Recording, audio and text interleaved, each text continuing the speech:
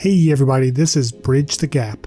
Have you ever wondered why it's so difficult to make lasting change in your life? And why is it that only 8% of people achieve their New Year's resolutions? Have you ever found yourself in a situation where you want to improve in one area of your life, but you find making lasting change extremely difficult? Let's say you want to lose some weight. You may set a big goal such as I want to lose 30 pounds. Then you decide what you need to do to achieve this goal. So you make statements such as, starting in the new year, I will exercise 60 minutes every day. I will avoid fast food, junk food, and alcohol for the next 3 months. The first few days you feel motivated and change seems easy. Gradually, it seems in no time at all you find yourself starting to slide back into your old ways. You don't feel like exercising. You get cravings for fatty foods, and you eventually cave in and miss a workout, or eat something you promised you wouldn't. Sometimes we slide back into our old ways without even realizing it. Then you blame yourself for not having enough willpower.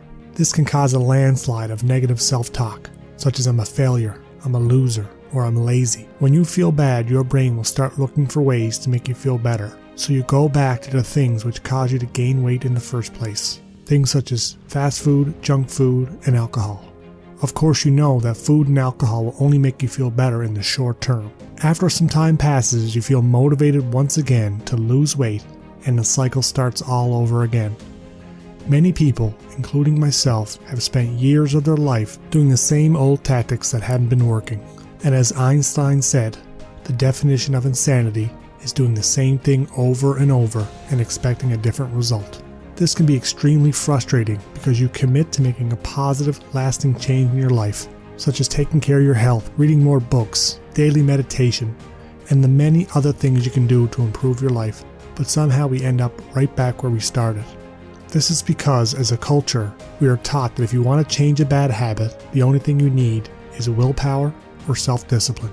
Further, if you don't have enough willpower and you're not able to make a change, then you should blame yourself. But think about it this way. If we go back to the example of our New Year's resolution, if only 8% of us are achieving our New Year's resolutions, then that means 92% of us are failing to achieve them. Now imagine a classroom full of students. If 92% of them are failing, wouldn't we blame the system, the teacher, or the school? We certainly wouldn't be blaming the students. We have to get to a point where we realize the system isn't working. When I was trying to make change, I felt like I was spinning my wheels but never making any progress. I would blame myself. I would feel bad and I would start the whole process all over again. At one point I was overweight, in debt, and drinking alcohol almost daily as a way to run from my problems. Alcohol and food became a temporary relief, an escape.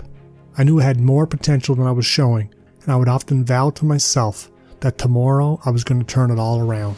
Tomorrow I was going to stop all of these bad habits. Tomorrow I was going to set goals and live a life that I was proud of. Of course, tomorrow never comes. Usually I would be able to stay on track for a few days, but before long I would always end up right back where I started. I couldn't seem to gain any momentum. It got to the point where I tried and failed to change so many times that I couldn't even bother to try again at all because I knew eventually I was going to fail. Then I found out there was a system to changing habits. Willpower is a very important part of that system, but it's just one part. In this video series, I will share this system with you with the hope that it helps you get everything you want in life. The system of habit change includes, first, understanding how both habits and your brain works. Second, making gradual 1% improvements over time. Third, changing your story. This is often the most overlooked aspect when it comes to changing habits. You have to change your beliefs, your identity, and the story you've been telling yourself for years. That story that's been holding you back. This is an important part of change. Fourth, willpower and self-discipline. Fifth, having a growth mindset. Sixth, developing keystone habits. 7. Sharpening the saw and having systems for improvement in place. I've done separate videos on each stage of habit change. I put the links to those videos below.